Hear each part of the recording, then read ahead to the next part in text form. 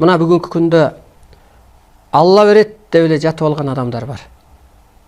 Кадимкидей эле жалкоолонуп эле жатып алган. Алла ушуну буйруп койду да деп эле бардык нерсени ошол Алла менен эле шайтанга шылтап койгон адамдар бар. Анан ошоголорго карап, анан мындай айтып атам. Кудай жан-жаныбарды жаратты, адамды жаратты.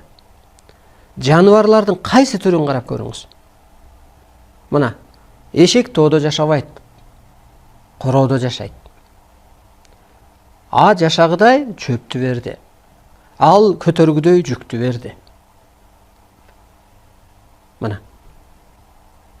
Мына көрдүңүзбү? Жашагыдай дагы чөптү берди, хажайынды берди, анан кызмат да берди ага, жүктү да берди.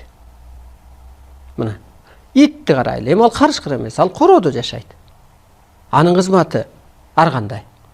Короону кайтарат, адамдын колунан тамак жейт, жыт искейби, наркотик издейби, ис кубалайбы? Мына кызматы да бар. Адам таппаган кызматты кылып берип атат. Кудай ошон үчүн жаратты. Карышкырдап келип биз жыт искете албайбыз экенбиз да. Мына ит менен карышкырдын асыл эле айырмачылыгы бар. Карышкырга көк жалдык берди, кайтпастык берди,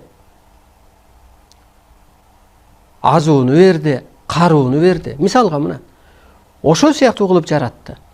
Анан алар тиленип отурган жок да, суранып отурган жок.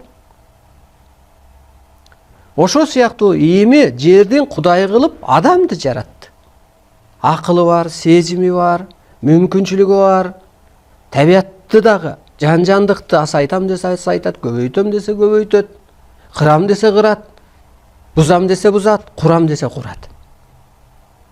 Анан Кудай жан-жаныбарга жашоо үчүн чөбүнбү, этинби бергисе, кызмат үчүн кызматын берсе, анан адамды эмне намаз оку деп жараткан жок да бул дүйнөгө. Суран, тилен деп эле жараткан жок да. Анан ушуга мына ушул ар адамдын өзүндө экен демек. Ан үчүн кара куш мейишке түшүш керек. Ан үчүн акыл тунук болуш керек.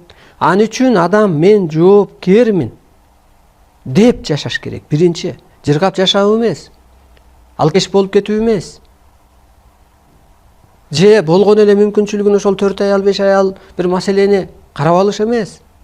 Жоопкермин деп.